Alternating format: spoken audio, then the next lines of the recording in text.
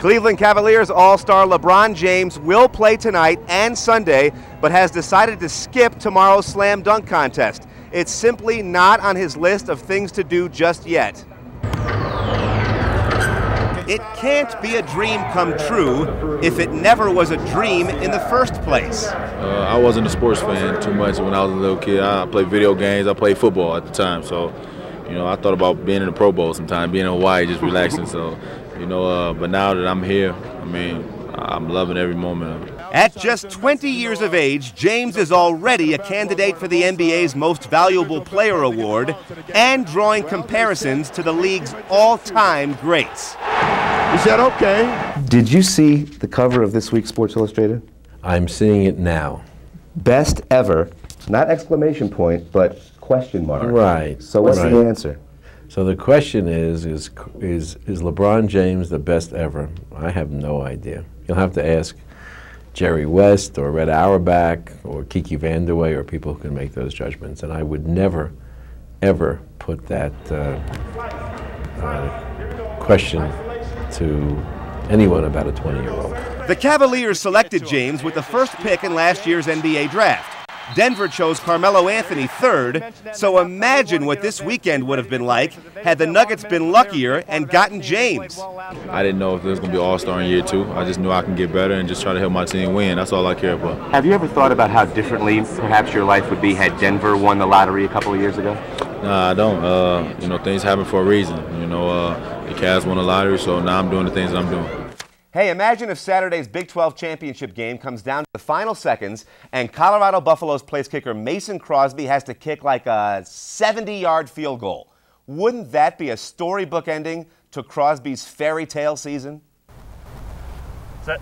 Once upon a time, in a far, far, far, far, far away land, lived a boy named Super Toe. It's good. Once, Super Toe kicked a 58-yard field goal against Miami. Who got it? He also booted a school record 60-yarder against Iowa State. Super Toe was so popular that his teammates even shined his shoes. And then, one day, just for kicks, here we go. Longest field goal in college football history. Mason Crosby from 70 yards out. Snap, hold, kick is up. It is good! Thank you. Wow. How's it feel to break the all-time record? Feels great. I'm thrilled. I hit a 75-yarder. We were backing up, and we were just kind of goofing around on this field, just seeing how long I could kick in. 75? Yeah. So I went back to 80, but just couldn't, think about kicking one that far. I tried, but it wasn't even close. Did somebody say 80? Mason Crosby from 80 yards out. The pressure. Oh. Snap, hold. Oh, it's good. Super Toe's favorite toy was a bobblehead kicking game called Max Distance, which allowed him to live out his wildest fantasies. Buffaloes for the national championship. Mason Crosby from 80 yards out. Set. Snap. The hold is good. It's good. Oh! And Super Toe lived happily ever after. Good work. Well done. Just today, Crosby was named to the Big 12 All-Conference team. Kathy, you give this A rather buff fellow, I might add. That's right. So to speak. Okay. There's the Doesn't ball. matter which end? All well, right. yeah, there you go. Like this way? Now this is going to be for how many yards? This is 80 yards out. Kathy Sabin for the all-time record. Okay, ready? Whacking good on the head now. Record. It's good! That's good! How about that? I'm impressed. Very nice. Do I get to keep him? He's cute. Nobody wants to wipe out in the Olympics, but Steamboat Springs native Jim Moose Barrows did and became a hard-luck hero of sorts. He skis more like the thrill of victory than the agony of defeat, but that wasn't always the case. What exactly happened? I had a bad case of stupid, but... Here comes Jimmy Moose Barrows of the United States. At the 1968 Winter Olympics in Grenoble, France, Barrows was one of the favorites to win a gold medal in the downhill. But at the top part of the course, he got off to a slow start, thought he blew his opportunity. See the skis just moving all over the place. And so I decided that I had to take an extra special chance to try and win.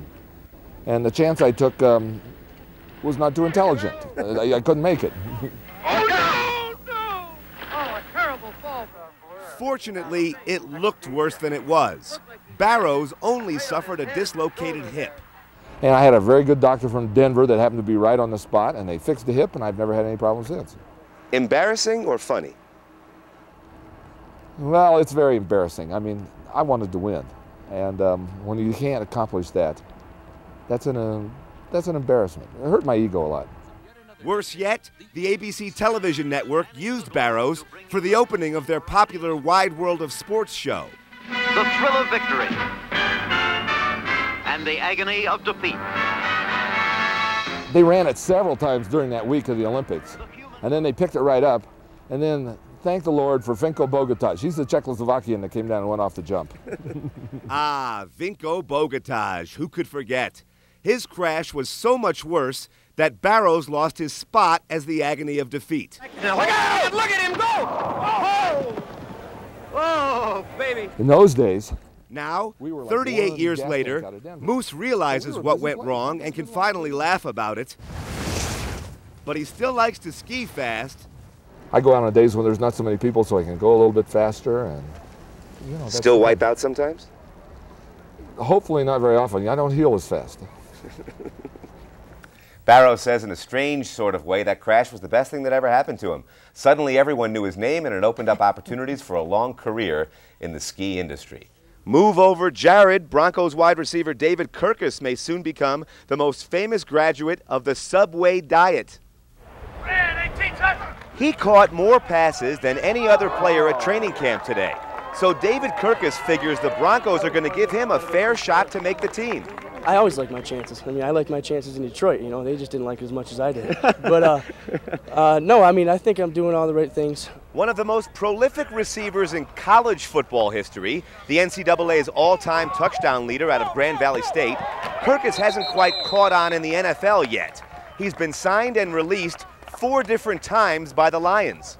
With Rod Smith and Javon Walker on the roster, Kirkus knows he has no chance to crack the starting lineup, but he's extremely comfortable as a sub. In fact, he spent all of last season making them, working at a Subway sandwich shop just outside Detroit. Where I was working out at, my personal trainer I had, there was a Subway right down the road that happened to be owned by my girl's dad. So he's like, you know, come work here. You know, it's right down the street, and I figured I'm not going to just sit around, you know, when I'm done working out, because I had 6-7 hours in a day. I said, might as well go make some subs, and I ate for free, so I'm not going to complain about that. Do you make a good sandwich? Oh, it's great. I mean, I was one of the top-rated, not just receivers coming out, but I was one of the top-rated sandwich makers as well. Does that make you more hungry to get back to the NFL, or just hungry? Well, I was full when I came, but as we're out here practicing a lot, you know, I think about them sandwich days, and, you know, it puts a smile on my face when I know I can go make my own sandwich without needing any help. Kirkus says he can easily whip up any item on the menu, but his specialty is the roasted chicken breast with bacon. We're live at team headquarters in Dove Valley. I'm Drew Soicher. Despite the fact he hasn't got off the bench yet, Casey Wadlow has taken the CU football program to new heights, and I mean way up there. Colorado Buffaloes freshman safety Casey Wadlow has a tale to share with us. A tall tale, which he first heard from his grandfather once upon a time. When we were little, he told us the story of our famous relative, so we all sat around, wow, those great grandpa tales. But it's true. Oh, definitely true. Casey is a second cousin of the late Robert Pershing Wadlow, who is listed in the Guinness Book of World Records as the tallest person in history. 8 feet, 11.1 inches. Hard to believe considering Casey stands only 6'2". I like my size. I don't know if I'd like to be 8'11" and 110. So it could help on the football field. Oh, it might, but I think if I was that tall, I'd be playing basketball. Robert Wadlow never did play any organized sports, but he probably should have. Instead, he was content setting records as the world's tallest Boy Scout, 7'4", and world's tallest high school student, 8'4".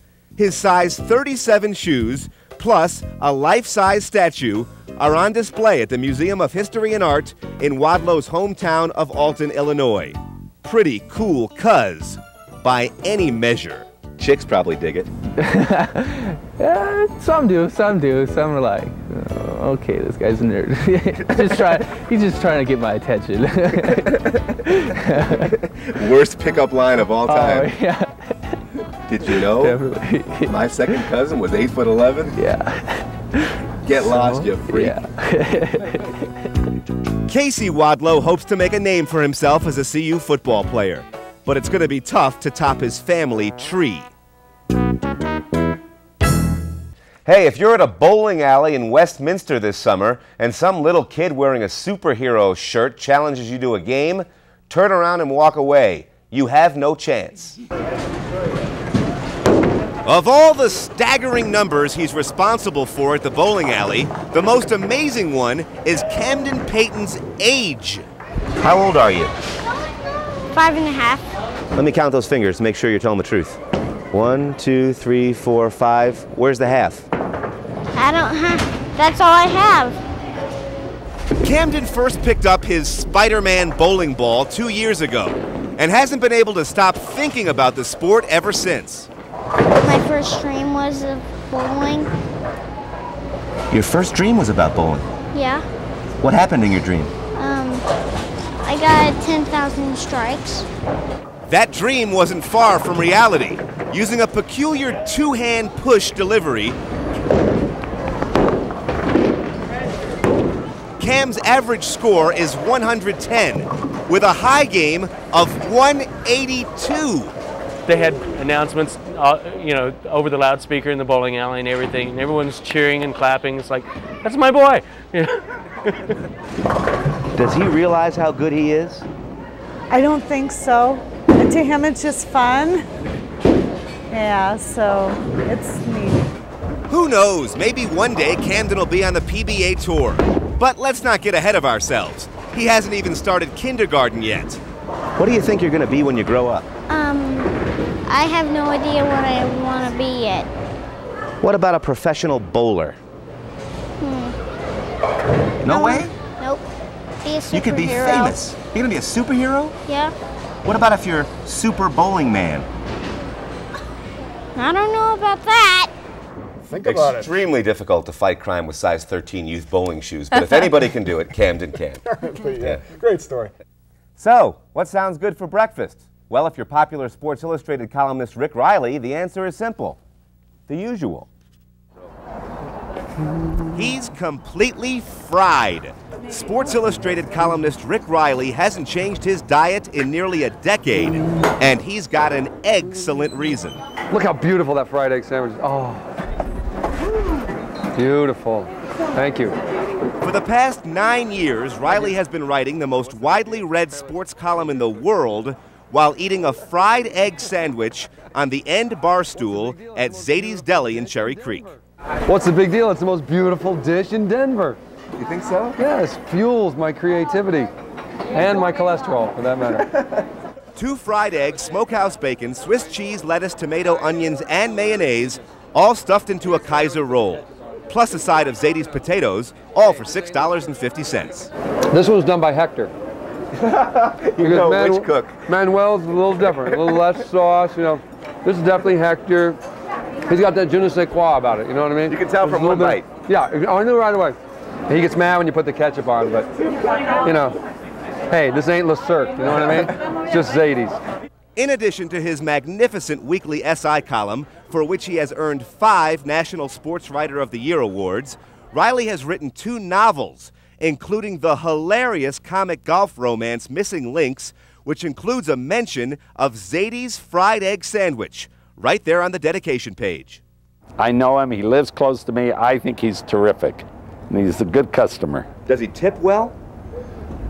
Not me, but he tipped someone else. Perhaps Reilly is saving his money to buy a new laptop computer so he doesn't have to answer any more silly questions from Sports Illustrated executives. Why are there bacon bits in our keyboard, Why must there be egg particles, Sorry, I don't know how that's happening, Must be something you send me. Shut up and read the article. Yeah. A Zadie's fried egg sandwich contains 439 calories, roughly the same number as words in a Rick Reilly column.